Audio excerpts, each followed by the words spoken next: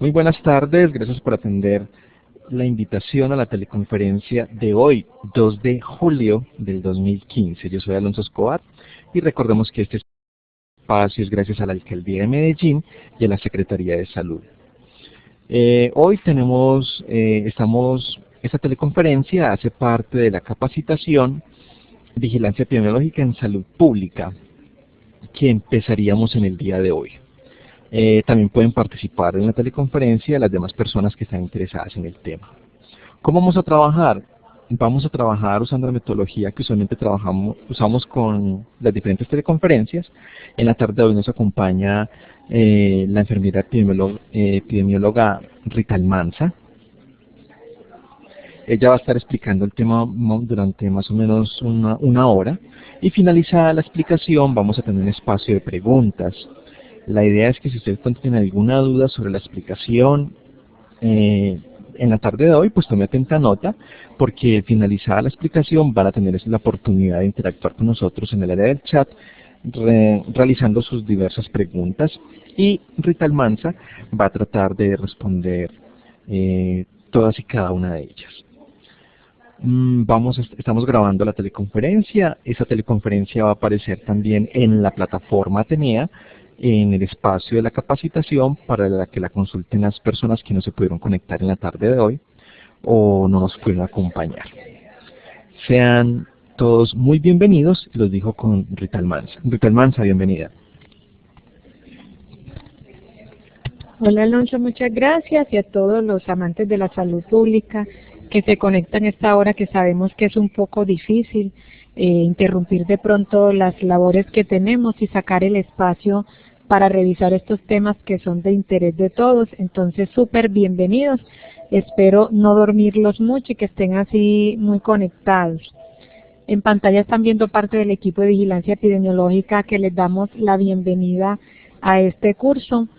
Algunos de nosotros vamos a estar como conferencistas, y lo más rico de todo va a ser que pueden escribirnos por el chat. Los voy invitando que a medida que pase la conferencia nos vayan escribiendo las inquietudes, que al final intentaré resolver, porque tenemos mucho que aprender de ustedes, y hoy vamos a hacer entonces esta revisión de manera conjunta a partir de la experiencia que ustedes tienen. Voy a intentar hacer la revisión desde 4 aspectos grandes en vigilancia en salud pública, que son recordar un poquito la historia. Me parece muy importante que sepamos de dónde viene todo, de dónde sale todo. La historia es importante en nuestras vidas, siempre tener en cuenta todo lo que nos antecede, respetarlo para poder aprender de eso y saber para dónde vamos. Saludo en el chat, que veo que se están conectando todas las instituciones de Medellín. Muy rico, sí, cuando se loguen al inicio le colocan la institución para saber de qué IPS son, entonces colocar siempre como lo hizo, veo que lo hizo de la clínica Soma, colocó Soma y después colocó Viviana. Entonces ya sabemos que Viviana Melo y su equipo están conectados en la clínica Soma, como por ejemplo lo hace IPS Universitaria, que coloca el nombre de la institución, o la Policía Nacional. Eso nos da una referencia de quienes están acompañándonos el día de hoy. Vamos, después que revisemos un poquito la historia, vamos a revisar todo el tema de marco normativo, vamos a hablar de reglamento sanitario internacional, y luego vamos a tocar todo el tema de acciones de vigilancia. Tengo 2 objetivos el día de hoy. El primero es analizar los aspectos relacionados con el proceso de vigilancia en el marco de la legislación colombiana. Esto no nace por generación espontánea, entonces vamos a ver qué es lo que nos reglamenta. También motivar la adherencia de los protocolos de vigilancia como el mecanismo fundamental para el control y mantenimiento de la eliminación de eventos de interés en salud pública. El decreto 3518, que es parte de lo que nos reglamenta, nos define la vigilancia epidemiológica para la salud como una observación permanente y continua de la frecuencia, distribución, los determinantes de salud y sus tendencias en la población. Esto es un concepto que ya está evolucionado, habla de una observación permanente y continua, es decir, los que trabajamos en esta área con la camisetica bien puesta, no paramos en Semana Santa, no paramos a fin de año, no paramos los fines de semana. Debemos garantizar esa observación los 365 días del año, las 24 horas.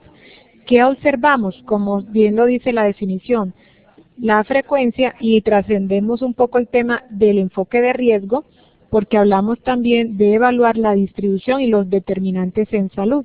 Entonces ya quienes trabajamos en vigilancia epidemiológica, no solo vamos a mirar el factor de riesgo, que sería por ejemplo fumar, que sería por ejemplo la obesidad, sino los determinantes, que es lo más profundo, lo que en realidad desencadena la causa de las causas en nuestros eventos de salud pública. Y por supuesto, cómo esto se comporta o cómo tiende a comportarse en nuestros territorios. Empecemos entonces a revisar un poco la historia. Esto no es nuevo, las enfermedades se propagan, solo que tardamos muchísimo tiempo en darnos cuenta que la transmisión se daba de personas a personas o a través de vectores. Y ahí en el papiro de Evers que se encontró, es un papiro que se estudió, que tiene una edad de más de 2000 años antes de Cristo. Es un papiro enorme en donde que mide 30 metros de alto, en donde ya se hablaban de fiebres pestilentes y se hacía referencia a que haya padecimiento colectivo. Ahí ya hablábamos de grupos de personas afectadas por un solo evento. Hace 3000 años en Egipto también se veneraba una diosa de la peste, era la diosa Sekhmet. Ella era la esposa de Anubis. Recordemos que Anubis en la historia era el dios de las ceremonias funerarias. Y Sekhmet, ella era la diosa de la peste. Eso representa que ya los egipcios reconocían que habían enfermedades también que se producían en grupos de personas, y se han encontrado en las momias que han tenido entre 2000 y 3000 años afecciones dérmicas que parecen viruela o lepra. Recordemos que en el antiguo Egipto quienes podían convertirse en momias eran las personas que pertenecían a la realeza. Todos los egipcios no se convertían en momias, solo los faraones y algunos sacerdotes o miembros de la corte real. ¿Esto qué quiere decir? Si ya teníamos lepra en ese nivel de jerarquía, imagínense cómo estaba el resto del pueblo. Entonces, ahí también hay otros indicios de que estas enfermedades de interés en salud pública no son para nada recientes.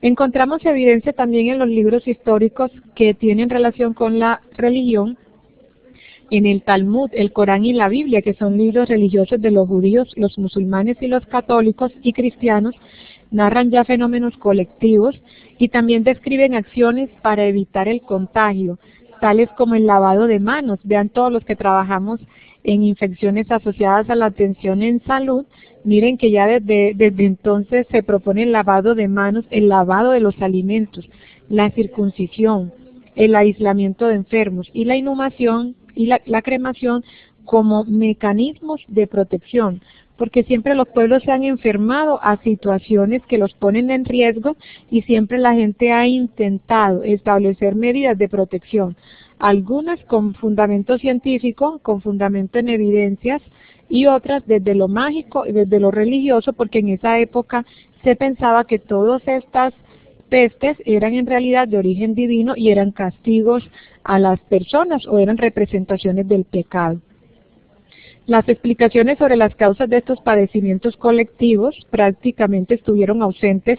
Los médicos no los identificaban, las personas que se dedicaban a la medicina lo atribuían de manera más frecuente a los melasmas. Recordemos que el origen era más mágico, más religioso, y no a la propagación entre personas.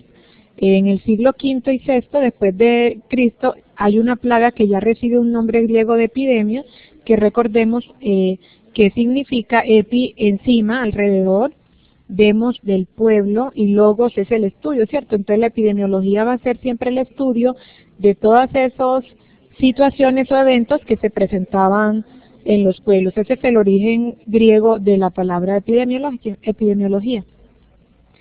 Aquí vamos a observar entonces algunos hitos de los siglos. Seguimos entonces avanzando, salimos del antiguo Egipto, salimos de lo religioso. En el siglo XIV fue una de las primeras pandemias descritas, la de la peste bubónica. Fue una pandemia que arrasó poblaciones enteras con más de 10.000 defunciones diarias. Esa pandemia obligaba a la gente a que tomaran medidas. Por ejemplo, cuando llegaban embarcaciones y alguien tenía peste, lo que se hacía era que se colocaban unos vigilantes en la puerta de las embarcaciones y no dejaban que estas personas bajaran a la población y que fallecieran dentro de las embarcaciones.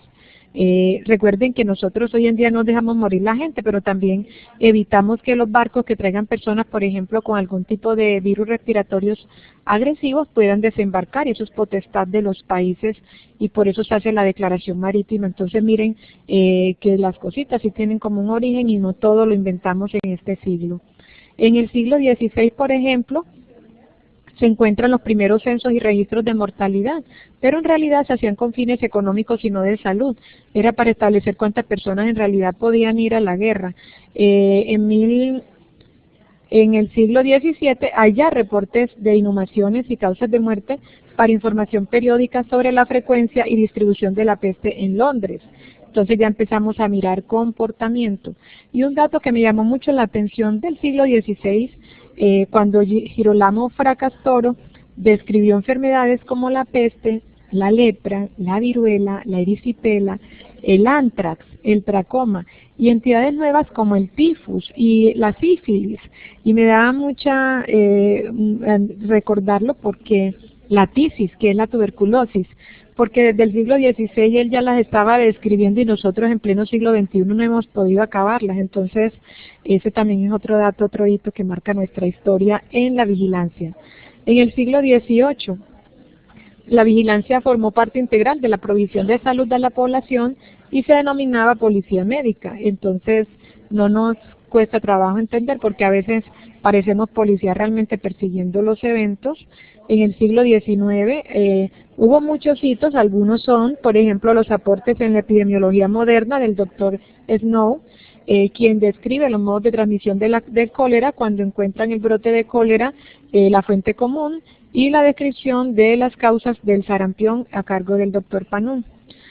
Hay que hacerle un poquito de remembranza a las enfermeras porque yo tengo que hacerle honra también a mi profesión y todas las que están en línea en este momento no me lo perdonarían, y es el aporte que Florence Nightingale le hace a la historia de la epidemiología y de la enfermería.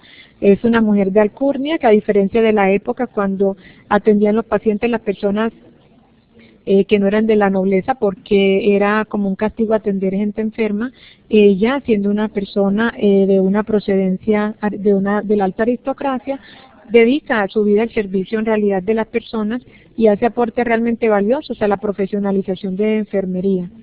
También a epidemiología, porque ella a través de sus registros, de la observación, establece, por ejemplo, en la guerra de Crimea, que fallecen 10 veces más soldados por enfermedades como tifus, fiebre tifoidea, cólera y disentería que en las heridas del campo de batalla. Esa observación lleva a que obligue la implementación de medidas sanitarias que eran negadas para los soldados que iban a la guerra y que logra impactar la mortalidad de estas personas, entonces salva en realidad muchas vidas. Es conocida como la Dama de la Lámpara. Recordemos que ella y un grupo de voluntarias llegaban con una lamparita de aceite a los campos de guerra en la noche a recoger las personas que tenían esperanzas de sobrevivir. Y para los soldados ver la lucecita de la lámpara era la señal de que había una esperanza para mantener la vida. Debajo de la diapositiva observamos entonces, en honor a John Snow, señalo en la flechita, se hace como él encontró que esa era la fuente común de propagación de cólera en la epidemia de Londres. Encontramos, esa no es la original de la época, sino una escultura que se levanta en su honor como la fuente de agua contaminada que él identificó a partir del mapa de puntos que vemos en pantalla, en donde él graficaba cada caso, y desde entonces ya nos enseñaba un poco lo que era el análisis espacial de casos, que es muy importante en epidemiología. El siglo XX tiene hitos como la primera unidad de vigilancia epidemiológica en Ginebra, la erradicación de la viruela, que es un esfuerzo también del área, y la creación o la promulgación de las funciones esenciales en salud pública, donde la segunda función es la vigilancia, la investigación y el control de los riesgos y las amenazas para la salud pública. Entonces es el área de vigilancia epidemiológica una función esencial de la salud pública. La gráfica que observan es la curva cuando se calificó en la región de las Américas, se califica el nivel de desempeño de esa segunda función de vigilancia epidemiológica y se encuentra que ha habido un desarrollo desigual, donde vamos a encontrar países con un pobre desarrollo en vigilancia y otros países con un mejor desempeño. Como fortaleza se ha encontrado el nivel alcanzado en las existencias del sistema de vigilancia para identificar amenazas de salud pública, la capacidad de los laboratorios y el apoyo a las instancias subnacionales. Hay debilidades en la capacidad de respuesta oportuna y eficaz, sobre todo para el control de problemas de salud pública. También le podemos hacer honor al legado que nos hace el doctor Alexander Lagmuir, médico que trabajó en el CDC de Atlanta, nos deja un aprendizaje muy grande. Él propone que desarrollemos la vigilancia epidemiológica aprendiendo un poco de la guerra y describe o propone que trabajemos como lo hace el servicio de inteligencia aplicado a vigilancia epidemiológica. Algunas de las lecciones de la guerra que tenemos que aprender es que los riesgos del ambiente tropical se suman a las amenazas del enemigo, que es necesario proteger las tropas y la seguridad nacional, y propone entonces desarrollar este servicio de inteligencia. Cuando hablamos de inteligencia en vigilancia epidemiológica, se lo debemos al doctor Lagmuir. Esa inteligencia originada en el contexto militar exige que se haga búsqueda activa de los peligros, como hacen los soldados, que se haga detección y verificación, hay que hacer validación de los datos, que se busquen los informantes claves, que son todos ustedes que están conectados a esta hora. Espero que no se estén durmiendo con todo el tema de la historia. Ustedes son nuestros informantes claves. Los puestos centinelas, tenemos varios en la ciudad de Medellín, que nos hacen vigilancia a virus respiratorios, por ejemplo. Un saludo para el Hospital San Vicente de Paúl, para la IPS Sura de Córdoba, que son nuestros vigilantes centinelas de virus respiratorios. Las alertas tempranas, entonces, cuando ustedes nos avisan, que nos demos cuenta que están diagnosticando más casos de los que normalmente diagnostican. Evaluación y análisis, investigación, diseño y aplicación de estrategias que neutralicen oportunamente el enemigo, que para nosotros son los virus, las bacterias, pero también los desastres ambientales, pero también la violencia, pero también otros determinantes como la soledad, que han hecho tanto daño en nuestras comunidades en el tema de salud mental. La protección de grupos de riesgo, la diseminación de información valiosa entre los aliados y, por supuesto, la evaluación de las acciones adelantadas. Eso lo tenemos que aprender de toda la inteligencia militar y se aplica perfectamente a nuestra vigilancia epidemiológica. Ahora pasamos a revisar el marco normativo. Nosotros estamos súper respaldados en vigilancia epidemiológica. Como les dije al principio, no nace de la generación espontánea. Nosotros no vigilamos solamente porque amemos con locura este asunto, sino porque hay toda una reglamentación que así lo exige. Por ejemplo, nuestra Carta Política Nacional, en el artículo 49, cuando establece el derecho a la salud, la Ley 9 del 79, que establece toda la obligación que tienen los territorios para hacer vigilancia y control de los factores de riesgo, toda la Ley de Seguridad Social en Salud y todas las leyes que las han derogado, la Resolución 412, que tiene guías que involucran eventos de interés en salud pública, la Ley 715, que por supuesto dicta las normas en materia de recursos y dice dónde está la plática con lo que vamos a financiar el sistema, pero también las competencias territoriales. El Reglamento Sanitario Internacional, del cual vamos a ampliar un poco el concepto, que tiene mucho que ver con todo el tema de alertas internacionales. El Plan Nacional de Desarrollo, que es reglamentado por la Ley 1450, que establece que se debe fortalecer la vigilancia de la salud pública, prestar atención a enfermedades de interés en salud pública. El decreto 3518, que crea y reglamenta nuestro sistema de vigilancia, y por supuesto nuestro Plan Decenal de Salud Pública, que tiene todo un capítulo de enfermedades transmisibles que incluye un componente de enfermedades endémicos y epidémicos, pero que enseguida vamos a ver cómo la vigilancia epidemiológica transversaliza todo el Plan Decenal de Salud Pública. Para hablar un poco del Reglamento Sanitario Internacional, debemos observar este mapa, que es el mapa de los viajes, es un mapa electrónico de los viajes aéreos en el mundo, y lo que observamos, cada puntico es un vuelo, entonces lo que observamos son recorridos de vuelos entre países. Entonces, ¿qué vamos a observar? Que hay vuelos directamente desde Sudamérica hasta Europa que van a tardar menos de 24 horas. Algunos hacen escalas en Norteamérica. Lo importante es que a medida que pasa el tiempo, vamos a tener mayor número de personas que pueden visitar otros países en menos tiempo. Esa es la conclusión que pretende este mapa ilustrar. Entonces, antes nuestros arrieros tardaban en ir desde Medellín a otra comunidad 2 meses, 3 meses en sus mulas.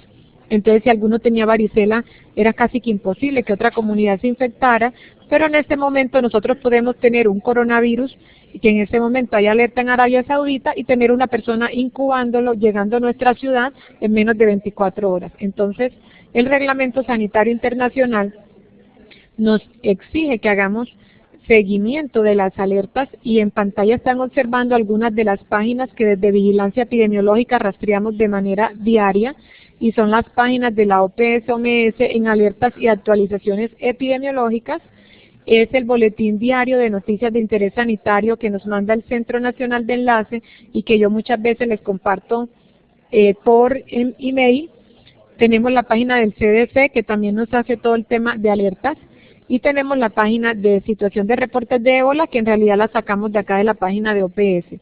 Esas son algunas de las páginas que consultamos diariamente para saber qué está pasando en el mundo y cómo nos debemos proteger. Para saber que en este momento tenemos alerta para sarampión por el brote de Chile, alerta por ébola porque no se ha terminado de controlar el brote, alerta por MERS, síndrome respiratorio severo del Medio Oriente, alerta tenemos también por virus de Zika, y así todas las alertas que puedan estar vigentes.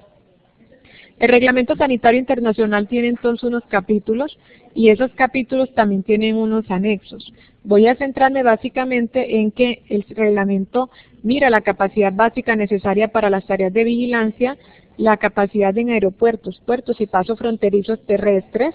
Medellín no tiene aeropuerto internacional, pero lo tiene muy cerquita. Además, el Olaya Herrera también conecta vuelos internacionales de la gente que llega a Bogotá, nuestra ciudad. Entonces es importante que la capacidad de vigilancia en los aeropuertos, puertos y nuestras terminales terrestres estén permanentemente monitoreadas y de hecho la ciudad garantiza ese monitoreo. El anexo 2 es muy especial porque es el instrumento de decisión. Cuando se nos presenta un evento de interés en salud pública, de interés internacional, lo evaluamos con base en este instrumento para saber si es de notificación por el reglamento. Tenemos también el certificado de exención de control de salubridad a bordo, lo hacen también las embarcaciones que vienen a nuestro país y tienen que hacer una declaratoria de que no traen a nadie enfermo.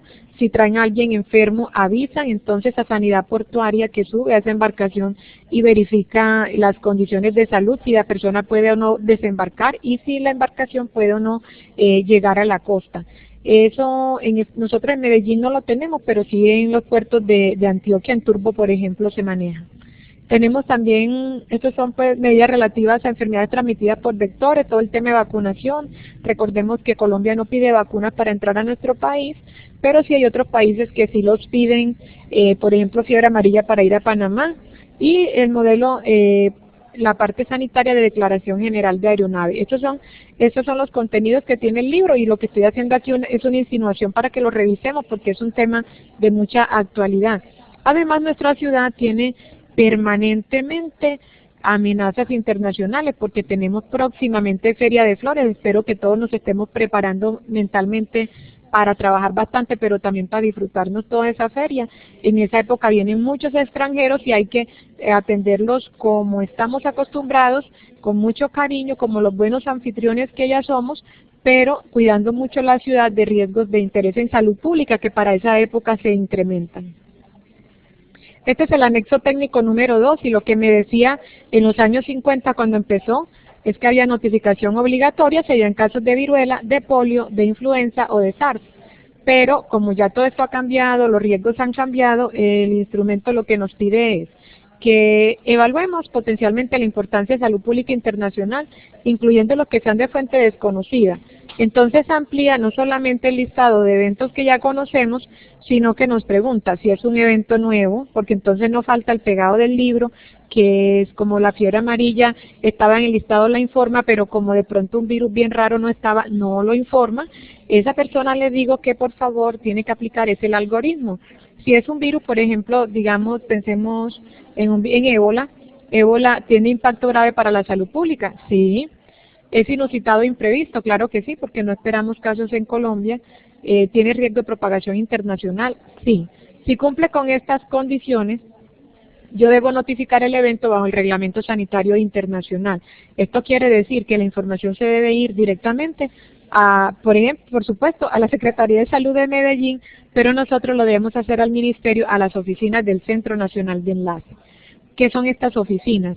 Es una unidad de inteligencia epidemiológica, entonces miren que lo que proponía el doctor Lamour también lo tenemos en Colombia, y lo que ven en pantalla, todas estas etiquetas, son los lugares donde están las oficinas de los Centros Nacionales de Enlace, y nos permiten preguntarle directamente a otro país, si tenemos un paciente allá o si nos vino un paciente de allá, si tenemos alguna duda.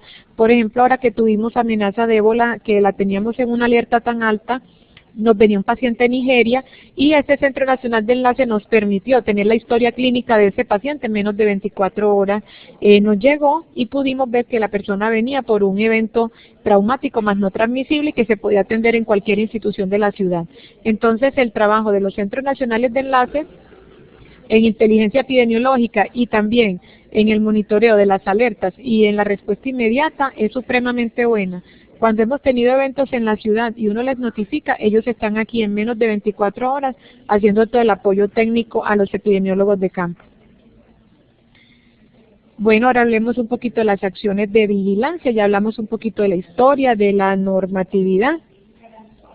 Vamos a hablar un poco de las acciones de vigilancia. Es que vigilancia al principio se tenía para una cosa, pero cada vez nos vamos volviendo más taquilleros, se van entusiasmando más con nosotros y nos van llegando más responsabilidades, porque en realidad el trabajo que hacemos es tan bueno, es tan delicado y sobre todo tan confiable, tiene una rigurosidad científica tan alta, que quién mejor que los epidemiólogos para estimar la magnitud de los problemas, para determinar la distribución geográfica y hacer análisis espaciales, para detectar epidemias, para monitorear cambios en los agentes infecciosos, por ejemplo, infecciones, cuando tenemos resistencias bacterianas, para facilitar la planeación, toda la información que producimos, súper bueno porque las personas que toman decisiones, nuestros gobernantes, la tienen en cuenta para los planes de gobierno, por ejemplo, para formular historia natural de los problemas, para facilitar el control de problemas de salud, para detectar cambios en las prácticas de salud,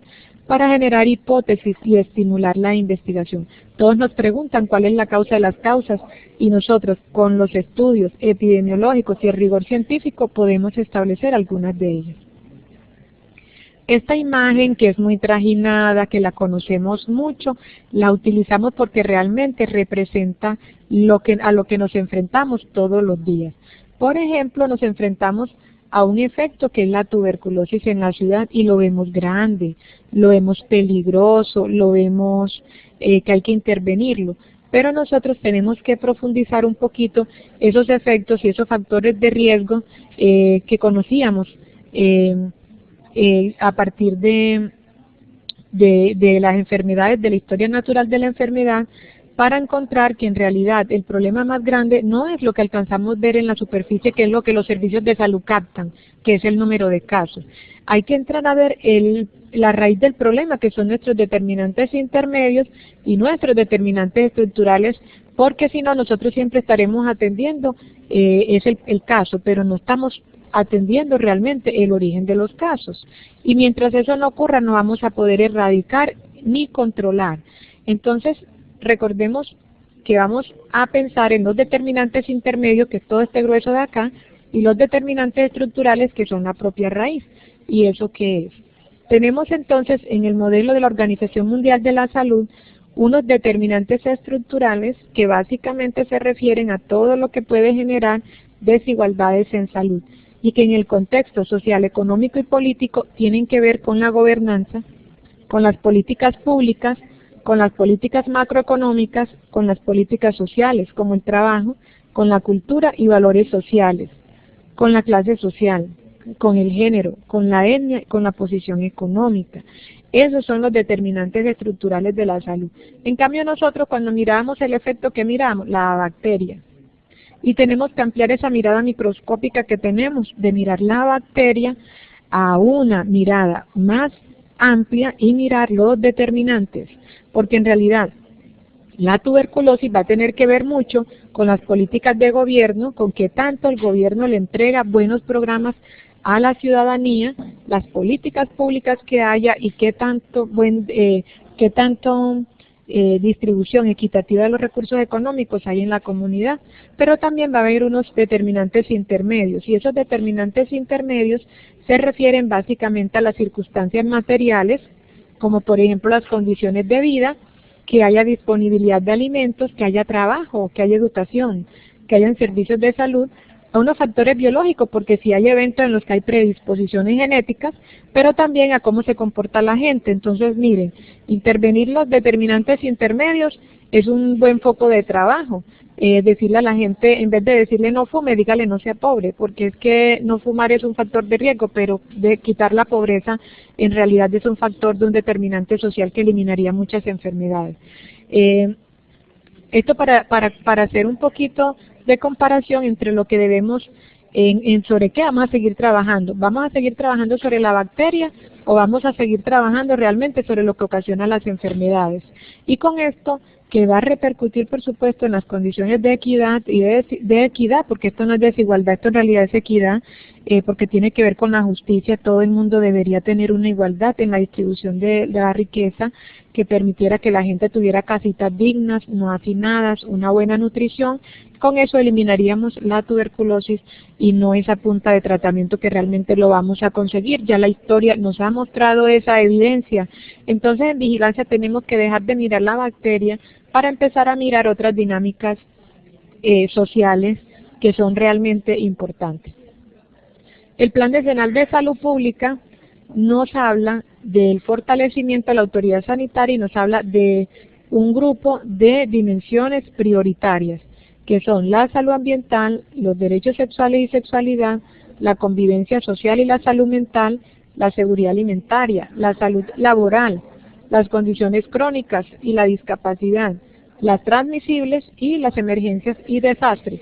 ¿Qué es eso del plan decenal? Es que aprendimos que en salud, si vamos a trabajar sobre esos determinantes tan grandes que veíamos, no lo vamos a poder hacer en los 4 años de gobierno que tenía cada periodo electoral y que la gente empieza proyectos y el gobierno que sigue recoge otros y eso no suma.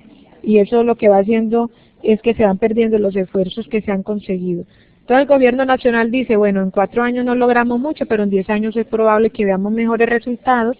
Es una forma de proteger las políticas públicas y lo vamos a hacer sobre estos aspectos que consideramos relevantes. ¿Y sobre quién lo vamos a hacer? Sobre toda la población. Pero vamos a tener en cuenta las poblaciones de mayor vulnerabilidad. ¿Y qué tendrá que ver vigilancia epidemiológica con eso? Uno, que tenemos que aprender a trabajar con estos otros grupos transversales. Y otra, y aprender a trabajar con un enfoque diferencial, porque no puedo intervenir la tuberculosis de igual manera en un adulto mayor que en un niño o que en un adolescente, porque para cada uno representa algo distinto. Asimismo, no puedo pretender que las víctimas del conflicto armado se adhieran de la misma forma a los programas que como lo haría una población que no tenga que lidiar con todos estos otros problemas sociales. Mi comunidad en situación de discapacidad para acceder a los servicios de salud. Yo puedo pretender que ellos vayan todos los días a recibir el medicamento supervisado. Hay que tener enfoque diferencial. Y también cultural, en la parte étnica para no atropellar a las personas. Entonces les preguntaba que qué tendría que ver vigilancia con todo eso. Tiene mucho que ver.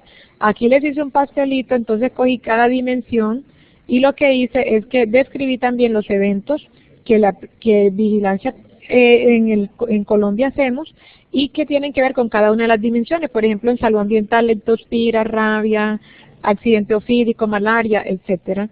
En condiciones no transmisibles, nosotros vigilamos leucemias, cáncer en menor de 18 años, enfermedades huérfanas, exposición al flúor, En convivencia social y salud mental vigilamos suicidio, intento de suicidio, en seguridad alimentaria y nutricional, todas estas de acá. Y lo que vemos acá en los entornos es que las personas viven en unos escenarios que yo tengo que entrar a intervenir, que son la comunidad, la institución, el hogar y la escuela. Entonces, ¿cómo desde la Secretaría de Salud diseñamos acciones para cada uno de esos entornos? Acá tenemos las otras dimensiones. En sexualidad, por ejemplo, son todos estos de acá. En vida saludable y enfermedades transmisibles es donde tenemos nuestro mayor grueso de trabajo.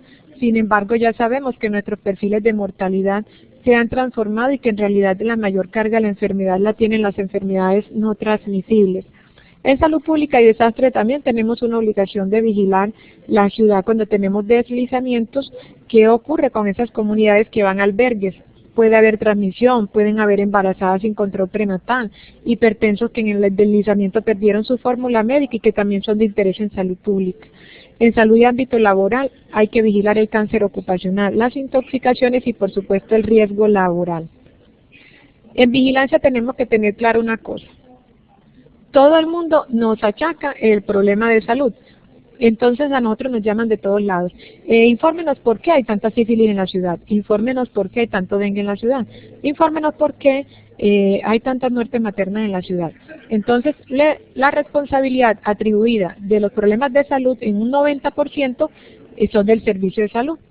Pero resulta que cuando vamos a ver cuál es la contribución realmente a esa morbimortalidad, encontramos que en realidad no es el mayor aportante, sino que el mayor aportante está entre el estilo de vida, las condiciones biológicas del ser humano y el entorno en el que se mueve.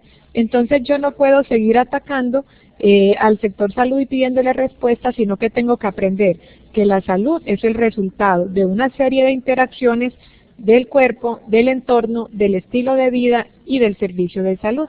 Y que yo tengo que aprender a trabajar entonces en el autocuidado, en la protección del medio ambiente, en garantizar un acceso a un medio ambiente sano pero coherente. Es que yo le digo a la gente, por ejemplo, en el estilo de vida, que salga y trote todos los días, que haga ejercicio, que salga a caminar, pero si el entorno yo no le garantizo las vías para que monte bicicleta, no le garantizo los parques para que salga a caminar y no le garantizo la seguridad, entonces no estoy haciendo nada. Es un discurso incoherente que se queda en eso, en el discurso. El discurso tiene que ser coherente y tenemos que trascender que los resultados de salud no van a depender del sector salud, sino que nosotros tenemos que aprender a articularnos con otros sectores. Vigilancia epidemiológica tiene muchos objetivos, voy a mencionar algunos. Por ejemplo, estimar la magnitud de los eventos de interés en salud pública. Por ejemplo, detectar los cambios en los patrones de ocurrencia, y eso es lo que todo el tiempo hacemos. Todo el tiempo estamos comparando entre lo esperado y lo observado para mirar qué tanto se aumenta o se afecta en realidad el impacto de estos eventos. También la propagación de los eventos objetos de vigilancia en salud pública. Esos cambios de patrones de ocurrencia, hablando un poquito de la historia de la ciudad que se me olvidó mencionarla al principio, nosotros recuerden que nuestra Secretaría de Salud ejercía las funciones la ES Metro Salud. Esto ocurrió hasta el año 2000 cuando tenemos la conformación de la Secretaría de Salud, pero solo hasta 2005 se conforma el grupo de sistemas de información que empieza a capturar los datos y a validarlos. Y este año, a partir de la modernización que crea el señor alcalde, tenemos la unidad de vigilancia epidemiológica. Entonces, en realidad, en datos históricos tenemos secuencias de datos propios generados localmente desde 2005, porque antes en la transición se perdió mucha información. Hemos tenido que basarnos en entrevistas y en búsqueda de datos históricos o datos publicados para poder hacer los análisis de series cronológicas de más de 20 años. Otra función es detectar los brotes y las epidemias, y esto hay que hacerlo rápidamente porque de eso depende cómo va a ser el control. El pronóstico del control va a depender de qué tanto rápido lo detectamos y qué tanto se involucra la comunidad, porque ese es otro aprendizaje. Si la comunidad no participa y no se empodera, es más difícil controlar los eventos. Prueba de eso son las epidemias de dengue, en que la gente a veces sigue sentada esperando que vayamos a fumigar y mantiene los criaderos cerca de su vivienda. Tenemos también que identificar factores de riesgo. No hemos dicho que si vamos a trabajar con determinantes de la salud, no podemos abandonar los factores de riesgo porque es lo más próximo que tengo y lo más rápido que puedo en realidad impactar. De la misma forma, motivar todos los factores protectores. Tengo que identificar necesidades de investigación, entonces ya yo sé cuántas personas con tuberculosis hay en la ciudad, pero también quiero saber cuáles son las condiciones socioeconómicas de ellos, qué factores biológicos predisponentes tienen, o si tienen algún evento que coincidan todos y que esté ayudando a potenciar la enfermedad. Facilitar la planificación en salud, entonces nosotros ya tenemos preparado el documento de análisis de situación de salud, el ASIS. Es el análisis que se hace de toda la situación de salud de la ciudad, no solamente de los eventos de vigilancia, para que el gobierno entrante, cuando prepare su plan de gobierno, lo haga sobre información ya validada, real, de datos que construimos a partir de lo que ustedes nos entregan. Entonces, el insumo que ustedes mandan a través de Civigila, de ROAF, de RIPS, es supremamente valioso para que las tomas de decisiones se hagan sobre cosas reales.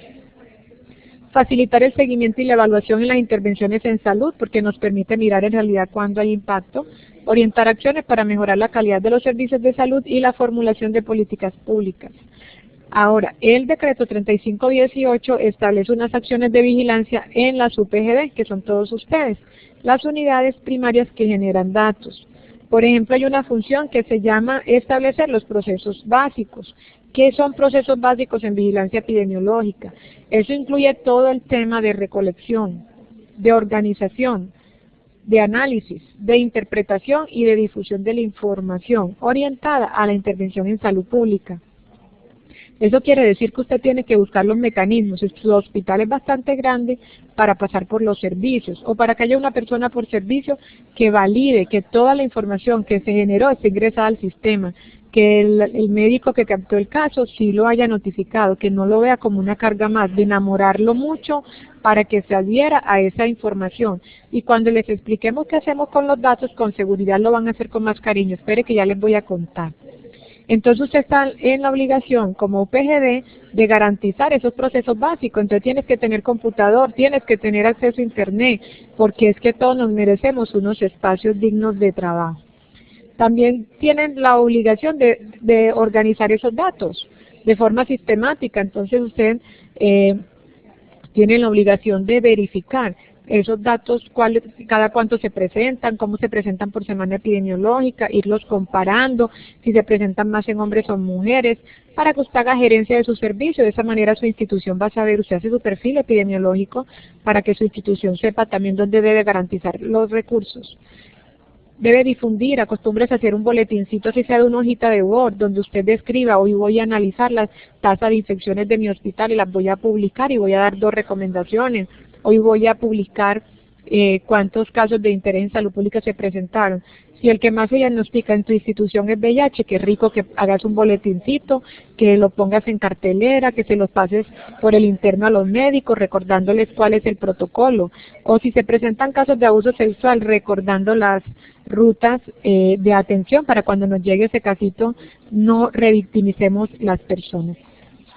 Una segunda función es garantizar la infraestructura. Este es muy bonito porque yo sé que a ustedes les duele y a mí también me duele mucho todo lo que a ustedes les duela. Y es garantizar la infraestructura, la capacidad técnica y el talento humano calificado necesario para clasificar los eventos sujetos a vigilancia. Yo sé que puesto en sus zapatos tenemos muchas obligaciones. Yo sé que a veces abusan mucho de nosotros, pero la institución, la UPGD, tiene esta obligación y es garantizar el recurso humano. No es en 15 minutos que se hace vigilancia, no es en medio tiempo que se hace vigilancia. Habrán algunas instituciones que puedan en medio tiempo garantizarlo porque son muy pequeñitas, pero muchas son de mucha complejidad y necesitan no una persona, sino en realidad un equipo de trabajo. Entonces, ¿cómo involucrar a nuestros compañeros para que también sumen momentos de su trabajo a nuestro esfuerzo en vigilancia epidemiológica?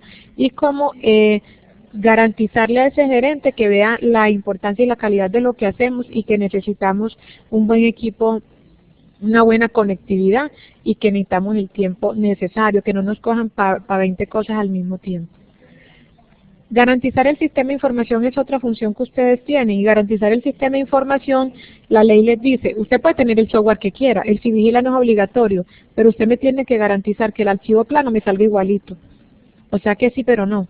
Porque si yo tengo un software que es gratis, ¿para qué me voy a inventar otro? Y sobre todo que cada rato le están haciendo parches. Entonces, la recomendación fácil es, cojamos el Civigila, ya todos lo tenemos.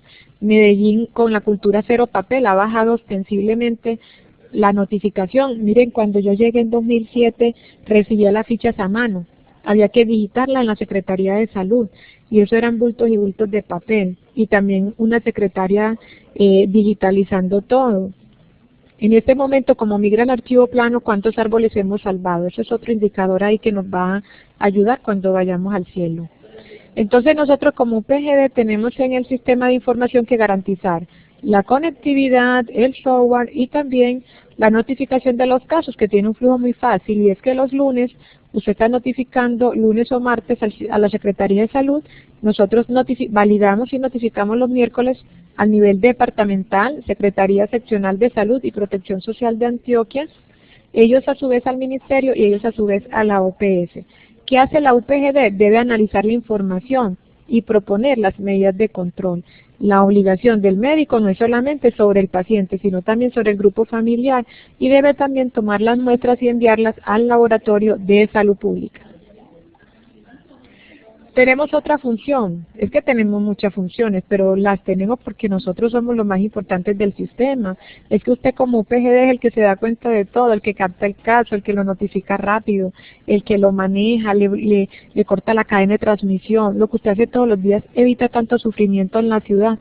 Entonces ustedes son muy importantes y tienen unas funciones bastante delicadas. Otra función es cuidar las fuentes, y la única fuente suya no es el Civigila.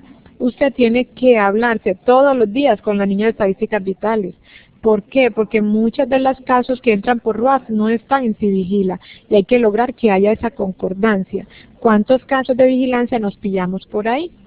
También todos los RIFs, también los informes de laboratorio, pásense, sean la mejor amiga de la niña de laboratorio o del chico de laboratorio, para que ellos le hagan la alerta, vea jefe, vea médico, llegó un evento de salud pública, diagnostiqué una sífilis, diagnostiqué un VIH en una gestante. Ellos son también nuestros informantes. Recuerden que hay que hacer inteligencia epidemiológica.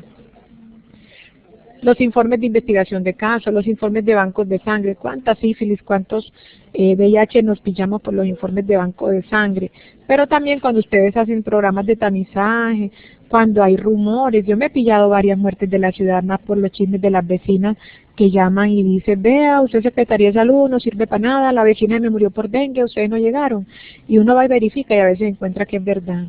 Entonces son muy tristes porque, por ejemplo, esa vecina que se murió aparecía en el RUAF y que muerta por infarto, y había llegado una urgencia, y la vecina decía, ¿cuál infarto? Ella murió por dengue, ya tenía dengue, y voy y miro la historia clínica, y en efecto había estado hospitalizada en la mañana por dengue en una IPS de la ciudad, que con un mal manejo de líquidos la egresó, hizo un shock hipovolémico y entra a una urgencia de la ciudad y la colocan fallecida por infarto. Ese rumor, ese chismecito que esa vecina nos hizo llegar a la Secretaría de Salud con todo el dolor que le daba, nos ayudó a encontrar ese caso. Entonces, así todos los días nos van llegando llamadas que tenemos que atender. Las acciones de vigilancia, otra función que tienes como UPGD es cumplir la norma técnica para vigilancia en los eventos de interés en salud pública que sean expedidos por la autoridad sanitaria en lo concerniente con competencias comunidad notificadora del sistema. No es que nosotros estemos sentados tragando entero todo lo que el Instituto Nacional dice, pero lo que el Instituto Nacional tiene un equipo tan bueno, tan bien formado, que en realidad uno no duda de la necesidad del país. Lo que uno también entiende es que ellos legislan para un país entero y que nuestra ciudad no se parece mucho a otras ciudades y por eso nos va volviendo como complejo el asunto. Pero ahí vamos entre todos haciendo el esfuerzo. Este pantallazo se los muestro porque cuando yo les digo que les hacemos asistencia técnica, a veces ustedes llaman y hacen preguntas que de pronto pudieran encontrar en los protocolos. A veces ustedes las hacen porque es más rápido de pronto la respuesta por teléfono y eso está bien y lo van a seguir haciendo. Pero yo quiero recordarle la ruta de los protocolos a los que son nuevos porque en este chat hay mucha gente que no conozco, entonces de pronto están entrando, son nuevos, son súper bienvenidos y les voy a contar. ¿Y cuál es la norma técnica para nosotros en vigilancia? Pues aparte de las guías de la 412, nuestros protocolos de vigilancia epidemiológica. ¿Dónde lo podemos consultar? Usted entra a la página del Instituto Nacional de Salud, que es esta que está aquí, www.ins.gov.co. Ella le pone este pantallazo y usted se mete aquí a mano derecha a este ojito que dice Sí Vigila. Cuando usted le da clic en ese ojito, él le abre este otro pantallazo. Y aquí a mano izquierda aparece Sí Vigila. Usted le tiene que decir expandir todo para que le abra este menú de acá. Y este menú que se llama documentación tiene aquí el enlace protocolos. Me voy a devolver. Entramos a la página, le damos clic en Sí Vigila y luego le damos clic en expandir todo. Esos 3 pasos. Y aquí encuentro ya los protocolos de vigilancia que no son sino 30. Entonces usted en su noche de desvelo le va pegando una revisadita a todos los asuntos. Aquí en pantalla apenas les coloqué la primera parte, pero aquí hay una flechita que usted le da clic y ella le muestra el resto de los protocolos. Ahí los tiene en orden alfabético. Entonces todos a estudiar juiciositos. Ahora las funciones de la Secretaría de Salud, es que el decreto tiene las funciones de los EPS, del Ministerio, de todo el mundo. Aquí vamos a trabajar en este momento estas dos, la UPGD, y ahora en este momento voy a empezar con la Secretaría de Salud de Medellín. Entonces nosotros tenemos varias funciones, cogí algunas. Una función es desarrollar los procesos básicos de vigilancia. Como ya lo expliqué en el caso de ustedes, lo mismo aplica para nosotros. Y créanme que como ustedes hemos sufrido mucho, la Secretaría de Salud ha habido momentos en que apenas ha tenido dos epidemiólogos y somos muy poquitos por una ciudad tan grande. En este momento ya tenemos una unidad de vigilancia epidemiológica que Dios me ha dado la oportunidad de liderar y tengo un equipo de trabajo súper bonito que todos los días nos motivan más y nos recuerdan lo importante que es la lucha por la vida, la lucha por evitar el sufrimiento de estas comunidades y que todos nos dan la fuerza que necesitamos cuando uno se da cuenta de tantas tristezas que hay en gente y tanto padecimiento. Ese grupo de trabajo que tenemos en la Secretaría ha sido una gran fortaleza para la ciudad porque todos son muy empeliculados con lo que hacen, entonces todos son como unas hormiguitas trabajando fuertemente por cada uno de los temas que coordinan. En la función 2 para nosotros es organizar y coordinar la red de vigilancia y son todos ustedes. ¿Y cómo coordinamos esa red de vigilancia? Tenemos en este momento 180 UPGD y tenemos un espacio donde las invitamos que es el COBE municipal. Mucha tristeza me da cuando las instituciones no van, pero ni siquiera les llamo la atención porque pienso que es un privilegio estar sentados allá, en ese grupo de amigos, recibiendo retroalimentaciones que entre todos nos hacemos, poniéndonos al día con las tareas, aprendiendo más de todos, porque hay temas, digamos, expertos que revisan temas muy buenos. Entonces antes todos deben estar provocados e ir. Si usted nunca ha ido porque el correo no le llega, no le hemos escrito, lo invito. El próximo, siempre el comité de vigilancia se hace el penúltimo miércoles de cada mes. Si a veces nos enredamos que qué cosa es penúltimo, entonces usted coge el último miércoles y es el que está antecito. Y en esta ocasión va a ser el 22 de julio. Los invito, los espero a todos. Se hace de 8 a 10 de la mañana y es en el Parque de la Vida que está ubicado en Juan del Corral, ahí entre San Vicente de Paúl y la Facultad de Medicina de la Universidad de Antioquia. Pero tenemos ya también otros invitados. Tenemos 180 unidades notificadoras que entraron al sistema y qué diferencia hay entre UPGD y UN. La UPGD son ustedes los que notifican todos los días la presencia y ausencia de casos. En cambio que la UN es la unidad notificadora solamente notifica la presencia de casos. Ellos no hacen notificación negativa y son todos nuestros médicos particulares de las torres médicas de pediatría, bancos de sangre, laboratorios hematológicos. Es gente como de un nivel más especializado que puede pillarse algún evento de salud pública en algún momento de su consulta y que va a informarla cuando se presente. Entonces ya no estamos solamente 180 UPGD, sino 180 unidades notificadoras. Quiero decirle con gran orgullo que ha sido tradición en Antioquia la salud pública y que la gente ama lo que hace y que hemos sentido una excelente respuesta en todos ustedes. Y quiero felicitar porque el sector privado no se diferencia del público en la ciudad, todos participan de la misma manera.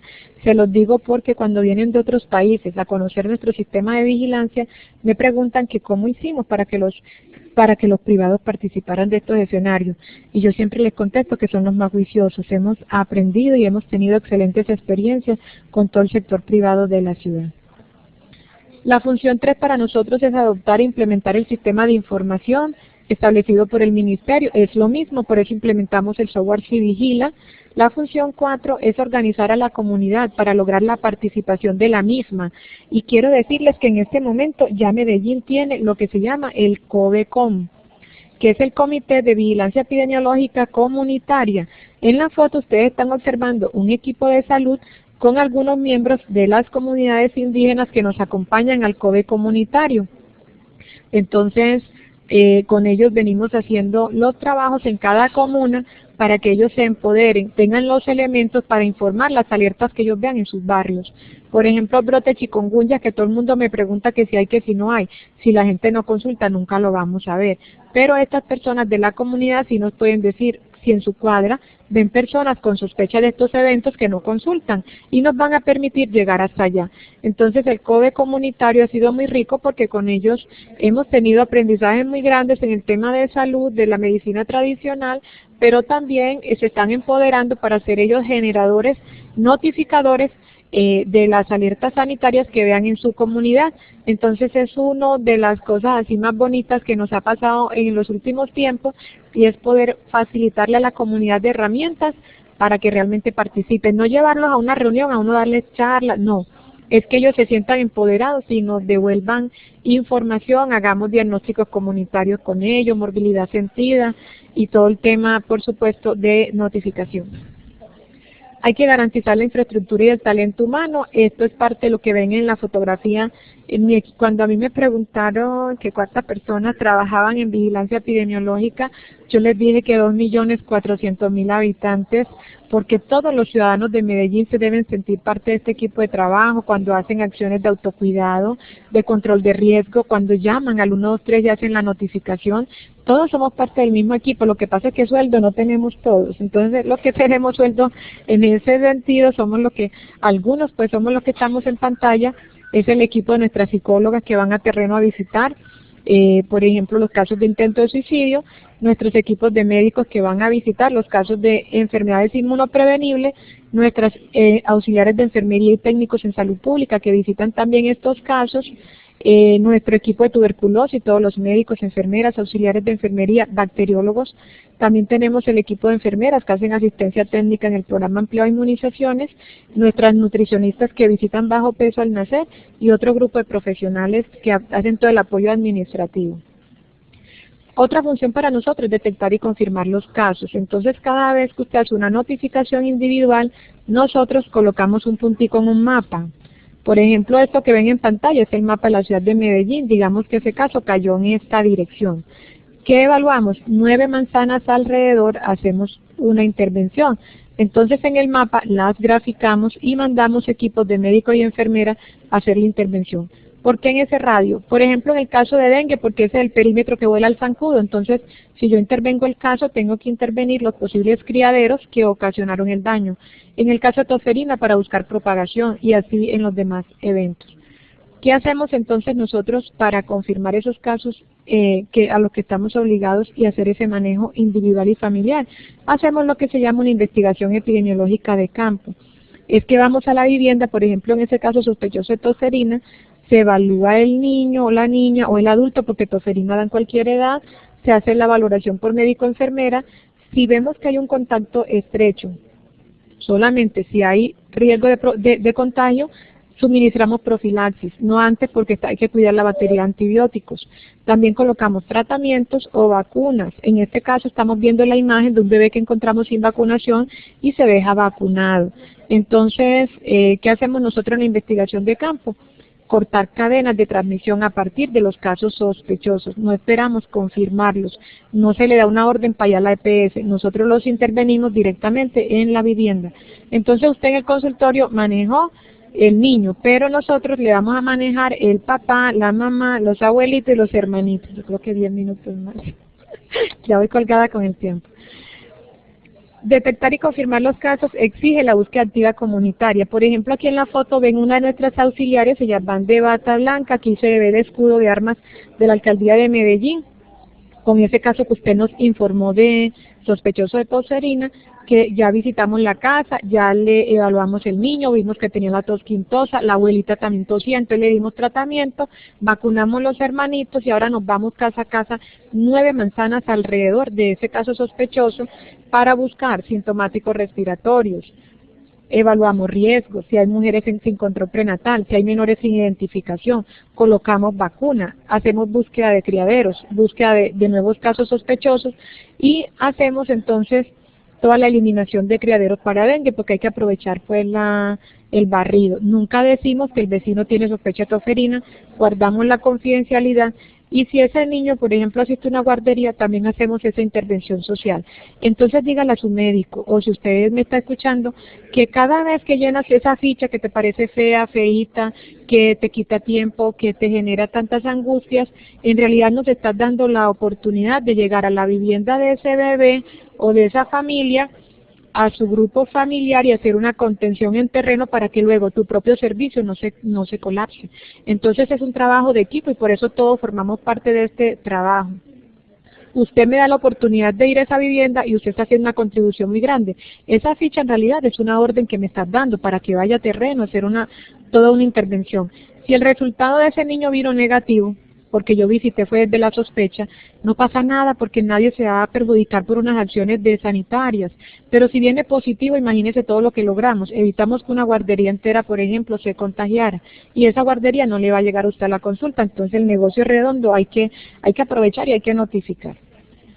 Cuando nosotros llegamos a la casa de ese menor y empezamos el recorrido siempre en orden de las manecillas del reloj, de norte a sur, es una cosa que tenemos establecida y vamos haciendo entonces todo el levantamiento de la información y todo eso lo tenemos sistematizado. También hacemos estudios de brote. En la fotografía que es real es para mostrar las condiciones a las que todos los días estas guerreras de camino se exponen. Ustedes de su oficina mandan la notificación, allá muy juiciosa, y estas guerreras se van bajo el sol, bajo la lluvia, no vetamos ningún territorio de Medellín. Ahí están observando una calle de la Comuna 13 que es bastante empinada, entonces hay que tener buen estado físico y mucho cariño para hacer este trabajo. Por ejemplo, en estudios de brote, cuando usted nos notifica un brote de varicela en un colegio, nosotros vamos a la escuela, se confirma el brote, se caracteriza, se interviene, se toman muestras, se hacen los aislamientos y educación. Si el brote es de tosferina, lo mismo, tratamiento. Si el brote es de varicela, aislamiento. Y le pusimos un valor agregado. En varicela, por ejemplo, compramos vacunita y estamos vacunando los niños que no son objetos del programa, que aprovecho para recordarles, ayer empezó la vacunación nacional de niños de 1 año con varicela, pero Medellín ha venido siendo azotada porque hemos registrado hasta 4.500 casos en 1 año, y eso es poquito pues porque yo sé que todo el mundo no consulta, y con esta vacuna hemos logrado controlar el brote en muchas guarderías de la ciudad. Ningún individuo es excluido. Aquí en la foto aparece uno de nuestros técnicos, nuestros auxiliares de enfermería con el carnet de vacunación, llenando sus registros. Miren los lugares hasta donde somos capaces de llegar. Todas las personas tienen el mismo derecho. Ningún territorio está vetado. Es que hay problemas de orden público y por eso no vamos a entrar. No, nosotros siempre vamos. En la misma comunidad nos avisa cuando tenemos que salir. Y si hoy nos tocó salir, mañana regresamos. Pero ninguna zona de la ciudad, por roja que nos parezca, nosotros le quitamos el servicio. En eso somos muy equitativos.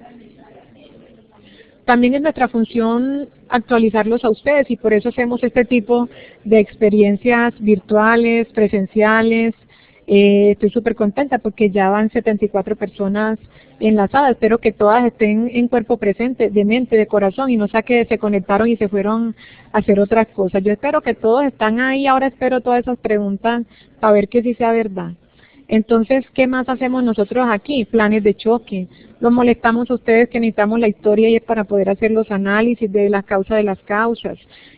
Autopsias verbales, entonces vamos a la vivienda de la persona fallecida a escuchar la experiencia desde la familia, porque en la historia clínica tenemos la voz del médico, pero también es importante la voz del familiar, cómo lo vivió, y hacemos asistencia técnica con toda esa información. Monitoreamos y nos preparamos para las alertas internacionales. Y ahora, ¿quién podrá defendernos? Aquí en la fotografía el doctor Montes entrenándose para colocarse el vestido de ébola cuando tenemos la alerta internacional. Hay acciones en terrenos que hacemos de todos los eventos. Aquí, por ejemplo, en la fotografía llegamos a zonas rurales realmente dispersas. Esta foto me encanta porque estamos colocando vacunas. Miren el lugar donde él está, bastante arriba del morro, allá en casitas de madera, de pisos de madera, de una mamá que nunca va a bajar de allá a vacunar a su niño porque tiene muchas dificultades económicas, no tiene con quién dejarlo, realmente compiten en ella muchas necesidades para estar pensando en vacunas de enfermedades que ni conoce. Allá vamos y lo vacunamos. Aquí compartiendo con los niños. Miren, entramos a los interiores, a ese poco escalerita, subimos escala, nos metemos por todos esos huequitos, y el año pasado, por ejemplo, alcanzamos a colocar 32.500 dosis de vacuna, aunque no es nuestro objeto vacunar, sí lo hacemos en el convenio de vigilancia. Hay una cosa súper bonita que a mí me enamora mucho, y es que a partir de todo lo que ustedes nos han dicho, que tenemos problemas, que hay un señor pegado al oxígeno, una señora que no puede caminar, Rita que se agota caminando y no llega al centro de salud, evaluamos la situación, y en este momento tenemos 2 personas que van en moto a entregar tratamientos de tuberculosis. No se alegren mucho, que no es para todo el mundo, a esos casos extremos en donde en realidad las condiciones de la persona no le dan para ir hasta un centro de salud todos los días. El año pasado entregamos 2.882 tratamientos en casa, y este año vamos a duplicar la cifra porque hemos aumentado ese recurso humano. Entonces, súper contentos en ese sentido. Hemos intervenido más de 9.000 personas en brotes, protegimos 1.000 personas contra la varicela, es decir, que evitamos 14.000 días de incapacidad solamente en varicela. Lo que ven aquí es análisis espacial, pues un análisis de casos, pusimos un puntico por cada caso de varicela, y ven que hay zonas de la ciudad que realmente necesitan mucho la intervención, y hay muchos de estos pequeños que su único plato de comida en el día lo tienen en la escuela, entonces no podemos estar cerrando escuelas por hacer aislamiento, sino que mejor le evitamos la incapacidad colocándoles una dosis de vacuna. También nos preparamos, hacemos un club de revistas, se llama La Unidad Académica, hemos hecho 56 eventos, tenemos el curso presencial de vigilancia epidemiológica al que ustedes asisten. Vamos a cuanto comité usted se le ocurra que tiene esta ciudad, porque hay que articularnos en pólvora, en seguridad vial, que los accidentes de tránsito también son un evento de salud pública, el observatorio de violencia, comité de infecciones asociadas a la atención en salud, vamos para la 9ª convocatoria, súper chévere ese escenario, al igual que el COVE municipal. Acá una foto del COVECON, que son todas las personas de la comunidad que ya se están entrenando en vigilancia. Aquí las acciones, por ejemplo, de higiene de manos que acompañamos, y felicitamos las instituciones de las cuales nos han permitido aprender de ustedes en ese tema que para nosotros era nuevo, pero ya tenemos sistema de vigilancia de infecciones en la ciudad. Aquí enseñándole a los niños a lavarse las manos para cuando sean médicos no les cueste tanto trabajo, que qué cosa tan dura poner a nuestros médicos a lavarse las manos, y a veces lo sienten también como una carga. Todos estos chiquitines les estamos enseñando para cuando estén en sus instituciones no tengan problemas. Tenemos un equipo de respuesta inmediata que se activa. Aquí en la fotografía vemos compañeros del Centro Nacional de Enlace y del Instituto Nacional de Salud en la primera alerta de ébola que hubo en el país, que la tuvo la ciudad de Medellín y que no salió a medios de comunicación porque así lo exigía el protocolo. Permanentemente estamos en Twitter, permanentemente vamos a programas de televisión, de radio. Recientemente hicimos un programa de vigilancia epidemiológica para que la comunidad nos permita entrar a sus viviendas y sepa dónde llamar a verificar quién es el funcionario que va a ingresar. Animamos fiestas, esta foto es de San Vicente de Paúl, que se pusieron la camiseta y con unos grupos de clown están enseñando que manos limpias salvan vidas. Nosotros, ahí está María Alejandra y María Cecilia acompañando la actividad. Damos mucha lora, nosotros vamos a las universidades a hablar con los muchachos, a ver por qué es que a los médicos se les olvida tanto el esquema de vacunación, por qué se les olvida tanto que es un sarampión, sobre todo esta nueva generación que no lo conoció y que no sabe por qué es que andamos tan empeliculados que con ese cuento de la eliminación. Participamos en eventos de ciudad, nosotros vamos como ponentes a congresos, algunos nacionales, otros internacionales y también locales, por supuesto. Una meta muy grande es acercarse más a la gente, salir de la oficina. Somos epidemiólogos de campo, nos ponemos las botas, las camisetas y nos vamos para las comunas. Porque si uno no va, no conoce el sufrimiento de la gente. Si uno no se sueña, ¿cómo puede ser una intervención de vigilancia epidemiológica? Nosotros tenemos que darnos la oportunidad de sentarnos a conversar con la gente que son realmente nuestros maestros de vida en estos escenarios de salud pública. Y si yo trabajo por la vida de ellos, ¿quiénes más que ellos son los llamados a participar y decir de qué manera hay que hacer esa intervención? El proyecto no es barato. Cada año de tus impuestos, de nuestros impuestos, tenemos más de 11.000 millones de pesos, en el cuatrienio, invertidos en todos estos eventos de vigilancia. Entonces, si usted notifica, nosotros intervenimos, y si no, esa plática nos la quitan porque entonces no la necesitamos, y como sabemos que sí la necesitamos, que la gente sí necesita todos los servicios que les he venido mostrando, todos juiciosos a ayudar. En pantalla los hitos en salud pública. ¿Cuáles son nuestros logros más grandes? ¿Qué más logros? Que tenemos la poliomielitis eliminada desde 1989, que en Medellín desde el 99 no tenemos casos de sarampión, que en Medellín desde 2005 no tenemos casos de rubiola, porque esta rubiola de 2011, eso fue una mala notificación. Como la hicimos tan tardía y no tuvimos muestras, nos la dejaron, pero estábamos seguros que eso no era rubiola. Y que tuvimos una certificación en eliminación en el 2014 de todos estos eventos. Pero ¿qué es ese cuento de la eliminación y de la erradicación? Es que yo no trabajo por notificar, yo no trabajo por hacer una visita de campo, yo trabajo con el único fin de eliminar y erradicar las enfermedades. Y cuando hablo de erradicación me refiero a haber erradicado los casos y que tampoco haya agente causal. En este momento solamente hemos logrado erradicar la viruela. La poliomielitis no está erradicada, todavía tenemos casos de virus autóctonos en Afganistán, Pakistán e India. También trabajo por eliminar, entonces vamos a eliminar es cuando ya no tenemos casos, pero la gente persiste. Por ejemplo, hay sarampión está en eliminación porque no tenemos casos en Medellín y en Colombia, pero en Chile sí hay y la gente persiste y es posible importarlos. Así que todos juiciosos a hacer las notificaciones de estos planes de eliminación. Y controlamos cuando ya sí tenemos casitos, pero los mantenemos ahí en un poquito número de casos. La toferina estaba en control, se nos salió de control y otra vez la estamos intentando ingresar a esa zona de control. Lo que vemos en pantalla es el canal de toferina en 2013, el pico grande que tuvimos con intervención. Gracias a la intervención aquí se rompió la cadena de transmisión y los casos caen rápidamente. Si no hubiéramos hecho intervención, con un modelo matemático proyectamos los casos y esto es lo que hubiera ocurrido. Entonces, a pesar que tuvimos este brote, con la intervención lo rompimos y no tuvimos muertos. Ese es nuestro impacto en vigilancia epidemiológica. Gracias al trabajo que ustedes hacen, por supuesto, de notificar rápidamente. En toferina, este es el canal 2014, es lo mismo. Aquí vemos, pues son ejemplos de los casos con intervención o sin intervención. Los voy a pasar porque ustedes los van a poder revisar después. Y todo esto está publicado en nuestro boletín Medellín Ciudad Saludable, que pueden encontrar en la página de la Secretaría de Salud de Medellín. Para finalizar, un buen sistema de vigilancia que contribuye efectivamente al control del evento va a implicar un objetivo claro, conocido por todos los agentes. Así que hay que estudiar, muchachos, esos protocolos de vigilancia. Hay que tener un buen fundamento científico y técnico. Una aplicación continua del cuidado de la salud, integrando todas las acciones, incluyendo la de rehabilitación.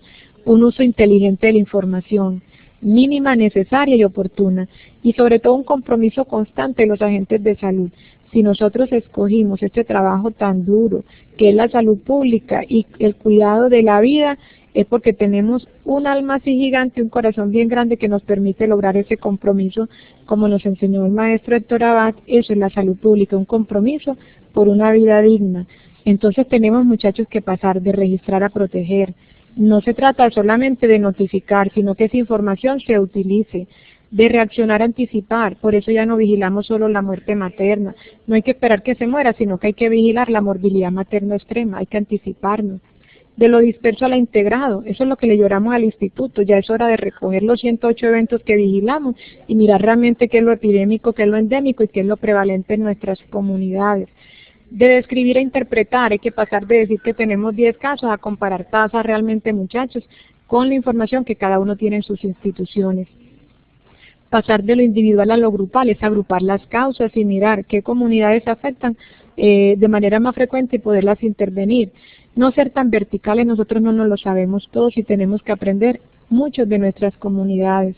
Del trabajo adicional, este es el más bacano de todos, al trabajo esencial, porque todos tenemos familias y todos tenemos que dedicarle tiempo al espíritu. Entonces no solamente todo va a ser trabajo, debemos de estar llevando trabajo para la casita, organicémonos mejor y dediquémonos tiempo también para fortalecer el espíritu, el grupo de amigos y la familia.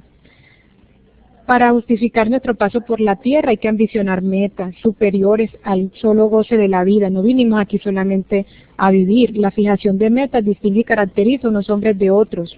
Aquí lo más importante no es alcanzar estas metas, sino luchar por ellas.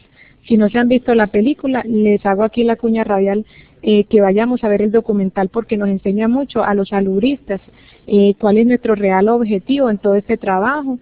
Está en salas de cine, lo pueden ir a ver o lo pueden consultar. Es todo el testimonio del doctor Héctor Abad Gómez y todo su legado de vida que nos deja en ese recorrido que tuvo y todo lo que le entregó a sus estudiantes, a sus promotoras de salud, a toda la ciudad y todo el hito en que él se convirtió como un gran referente de la salud pública de nuestras ciudades. Entonces hay que revisarlo. Esta sonrisa no es gratis, es que servir a la gente nos hace muy felices, esa es la actitud con la que debemos trabajar en vigilancia y con la que los invito a regresar a sus trabajos, no sin antes poder escuchar de ustedes o leer en el chat las preguntas o las inquietudes que tengan. Muchísimas gracias a todos por la atención.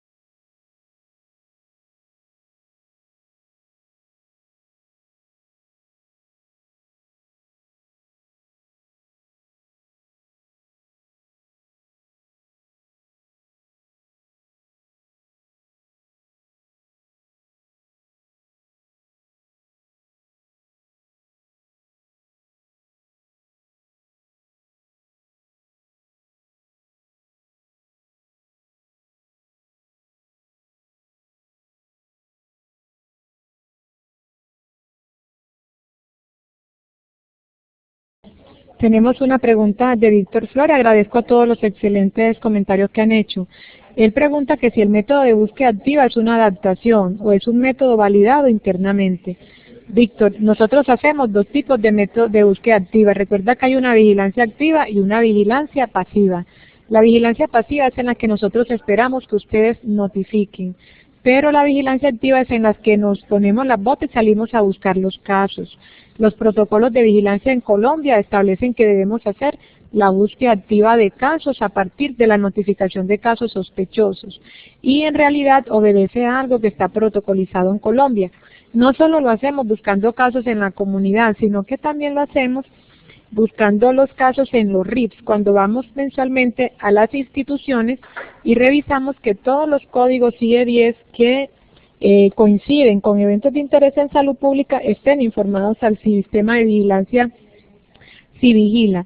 Y acompañamos de tal manera que si les encontramos un casito por fuera, por ejemplo una sospecha que cumplía criterios para sarampión, que recordemos es todo caso de fiebre, brote y un tercer criterio que puede ser la tos, las adenopatías, la conjuntivitis o la coriza, y el médico digamos que se le pasó, nosotros en la vivienda vamos y le tomamos la muestra de sangre y la muestra para cultivo a ese pequeño, buscando proteger los logros en eliminación. Entonces, muchas gracias por tu pregunta, porque no profundicé mucho en algunos temas por el tiempo. Yo le decía a Alonso, para mí es casi que imposible hablar una hora de vigilancia, yo hablo mucho, los que me conocen saben que yo hablo mucho y soy muy empeliculada con eso, entonces me voy demorando como en el tema. Pero sí está protocolizado y lo hacemos de las dos maneras, en la comunidad y también en los registros clínicos. Hay un comentario todo bonito que dice que le gustó el enfoque, la presentación, gracias Silvia Uribe, que la vigilancia es un proceso de todos, todos somos responsables, el alcance del humano y como un acto de servicio, una oportunidad de autorrealización. Yo creo que todos nos debemos sentir orgullosos de trabajar en este asunto, porque no todo el mundo escoge irse a un trabajo, a trabajar a veces con el dolor humano, cuando hay gente que puede escoger profesiones que tienen que ver mucho más con cosas más alegres. Nosotros escogimos estar al pie de la gente que sufre y acompañarlos en sus procesos, ayudándolos a buscar la felicidad. Creo que todos tienen un corazón realmente gigante para trabajar en esto. Las personas que me quieran escribir, mi correo es supremamente fácil porque es casi que mi nombre, es rita.almanza, Almanza se escribe con Z, @medellin.gov.co. De todas maneras, Alonso les va a orientar bien cómo se hace el tema para descargar la conferencia, que después la van a poder visitar en YouTube, pero que hay un enlace donde la van a poder ver de pronto si la quieren compartir con sus grupos de trabajo, que me parecería muy chévere. Hay otra pregunta que hace Andrés Camilo Jiménez. Andrés, muchas gracias. Dice, ¿la búsqueda activa comunitaria se hace solo para inmunoprevenibles? No, Andrés, nosotros la hacemos para otros eventos. Por ejemplo, los casos de chikungunya, imagínense que nos los hemos pillado, es por ahí. Hacemos búsquedas activas a veces de sintomático respiratorio, entonces nos metemos a zonas, cuando analizamos los mapas de riesgo, las zonas que vemos con alta densidad de casos, hacemos búsquedas activas de sintomático respiratorio. Entonces no siempre va a ser en inmunoprevenibles, sino en realidad en todos los eventos que se puedan propagar. A ver si tenemos más preguntas. Ah, sí, ahí está Street 4, está colocando mi correo en pantalla, en el chat, ahí lo pueden ver, está correcto Astrid, muchísimas gracias. Ese es mi correo electrónico. Entonces, a todas las personas, no importa que no sean de Medellín, nosotros los salubristas, como me enseñó un taxista un día a las 4 de la mañana, que me dijo la salud pública no tiene jurisdicciones, porque me pidió una ambulancia y era para otro municipio, yo le decía que yo no tenía manera de mandar una ambulancia hasta allá, y él muy enojado me decía que la salud pública no tenía jurisdicciones, y eso me quedó a mí grabado en el corazón, que eso a las 4 de la mañana uno no se lo olvida. Y le mandé la ambulancia y se lloré allá en la alcaldía para que se la mandaran, porque eso fue una lección. Entonces sí, no importa de dónde sean, si están conectados, muchas gracias por hacerlo, y en lo poquito que yo les pueda acompañar, con todo el corazón lo haré. Entonces muchísimas gracias. En este curso habrá simulaciones de casos. En el examen, ahí les puede salir un caso clínico. Entonces si van a ver casos clínicos, eso será lo más parecido a una simulación. Entonces, Vladimir, eso sí se puede llegar, pero de pronto en el presencial sí es más fácil que tengamos en el encuentro presencial otro tipo de experiencias. La ruta de violencia de género se encuentra detallada en la página web de la Secretaría de Salud. Andrés Camilo, si no la tienes y si te cuesta trabajo encontrarla, me puedes recordar escribiéndome a mi correo, que yo se la hago llegar con todo el corazón. De todas maneras, el que tenga algún caso de violencia y necesita orientación, sabe que puede llamar también al 123, pide que lo comuniquen con salud y activamos las rutas. Hay un comentario del Hospital Pablo Tobón Uribe que dice, excelente, hay algo que siempre he pensado, y es que los funcionarios públicos, como los agentes de policía, los deben capacitar en salud pública, especialmente en vigilancia epidemiológica. Los deberían de integrar a los comités comunitarios de vigilancia. Bueno, al Hospital Pablo Tobón le quiero decir que nuestros compañeros de la policía nos acompañan en el comité, pero en el municipal, porque ellos también tienen una UPGD y desde ahí ellos nos han venido acompañando. Entonces ellos sí participan con nosotros, y por supuesto si se quieren integrar son bienvenidos en todos nuestros escenarios de asistencia técnica. Un saludo en el Hospital San Isidro a Rafael Benítez, que es coterráneo mío también, entonces aprovecho y los saludo, que lo veo en el chat dándome un saludito. Y a todos, aquí otra pregunta del Hospital San Roque. Del curso puede ser replicado por la Secretaría Seccional de Salud para las demás regiones de Antioquia. Bueno, Hospital San Roque, muchas gracias, porque eso me parece que es que le está gustando mucho el curso. Haga la recomendación, porque en realidad este curso se programó para Medellín, pero pero todos son bienvenidos. Igual los voy invitando para el 28 de agosto, que es el curso presencial. Les haremos la invitación a toda Antioquia. Es el curso presencial de vigilancia epidemiológica y es solamente un día. Desde ya los voy invitando a todas las regiones de Antioquia porque son bienvenidos. 28 de julio, 28 de agosto sería el curso presencial de vigilancia y son 8 horas. Gladys Serna pregunta que como no se pudo conectar desde el inicio, que cómo la puede volver a escuchar. Alonso les va a dar esa instrucción para que no se desconecte todavía y reciban la orientación de cómo pueden descargar la conferencia. ¿Cómo se inscribe al curso? Alonso también les va a dar la instrucción de cómo inscribirse a los que no han podido hacerlo todavía, porque a veces nos cuesta un poquito de trabajo. Pero no se preocupe. El curso presencial Catalina Muñoz. Nosotros les mandamos la invitación y de todas maneras no necesita preinscripción. Lo que les voy a confirmar es el lugar y los temas. Entonces todos son bienvenidos.